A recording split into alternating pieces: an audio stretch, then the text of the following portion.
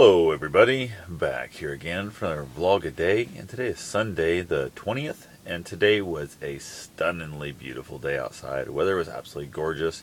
Only complaint I would have had is it was a little bit windy. Normally it would not have been that big a deal, but I was on the river in the kayak for, I don't know, 6+ hours, I think something like that was today. And we had a southern east wind that was just beating us in the face. Like, my face is actually kind of like wind burnt. It kind of still hurts and stuff. It's ridiculous. My buddy's face is actually worse. I'm not sure why his is so beat up. His is all kinds of messed up from it. But we just had a giant headwind, which actually slowed us down immensely. You wouldn't think that wind would slow you down that much going down a river in a kayak, but it made a giant difference. So definitely it was pushing us around a lot. It made it kind of hard to steer. I should have had a tail rudder today. It would have made my life so much easier in that kayak. But we ended up going up to Lake Red Rock and dumping in right there below the dam there, and basically paddled our ass all the way down to Eddyville, which is where I usually put in. We'll put in Eddyville and float back to Ottumwa. And I've done the entire river from Red Rock down to Ottumwa, actually down to oh crap, the hell's the little name? Some little town past Eldon, I don't remember the name, but like Sydney, or I don't know what the hell it is, but went ahead, had a great time. It was, like I said, it was crazy windy, which made it kind of hard to deal with. And at one point, it was funny, we were talking and stuff. My buddy forgot about it until he's already home, but he had like a survival whistle on his life vest in that in case something happened.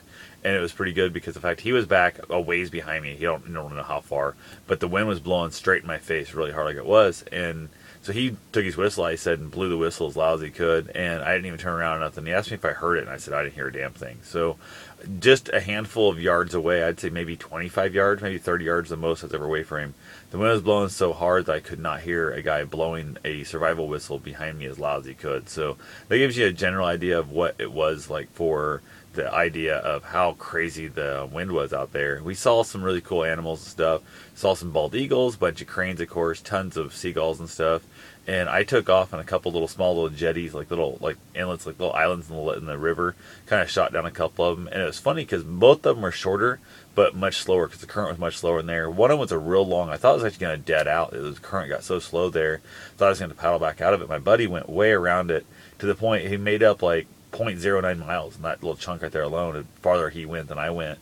And it was pretty cool because the fact that he was way ass ahead of me, and I was pedaling my ass off the whole time. That water current was just so dead in there.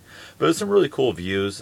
Much nicer boat docks up there and stuff, and nicer houses, the few you do see, and handful of old train bridges and stuff there.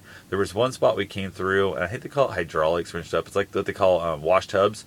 Coming out of the bridge, the way the pillars are shaped, it's like these giant whirlpools behind it, and it was just sucking our kayaks around. It was really cool. He was ahead of me. I had my GoPro on. I haven't tried to download the footage yet, see if it showed up. But you could just feel your boat just sucking all over you. It was really kind of a creepy feeling, and it would tilt your boat really back because it's like this big cavern, like a hole in the water. It was a really weird feeling, and it had that weird feeling if you kind of fucked up and you weren't paddling, you weren't paying attention, you could get yourself hurt there pretty bad.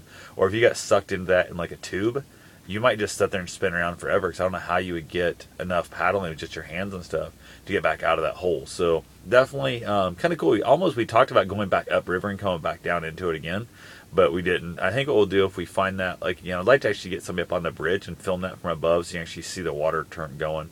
And even thought about going up there and throwing my GoPro up on the bridge and just pointing it down and then come down through it a couple times, paddle back upriver and pop down into it because it was kind of cool. So I think I might have my buddy convinced to go up. There's a spot, and I think it's Cedar Rapids. I think it's Cedar Rapids that actually has a whitewater little bridge thing, like little ramps they built in.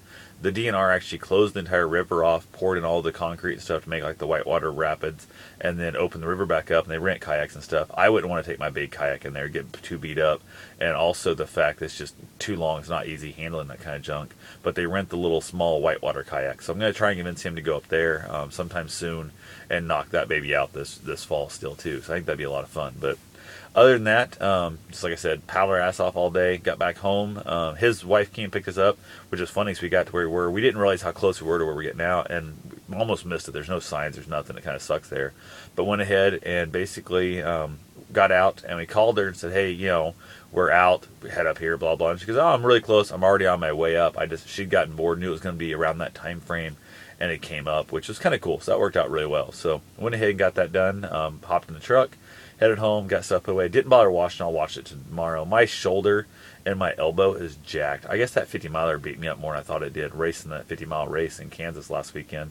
But my elbow actually hurt just to push the car door open when I got home. It's so screwed up. So hung out at the house, had a cigar, and then basically packed up and headed my ass home. So that's pretty much all I had for the day. It was just a giant big day on the river. It was actually a lot of fun. So anyway, I will talk to you guys tomorrow. Have yourself a safe and wonderful day.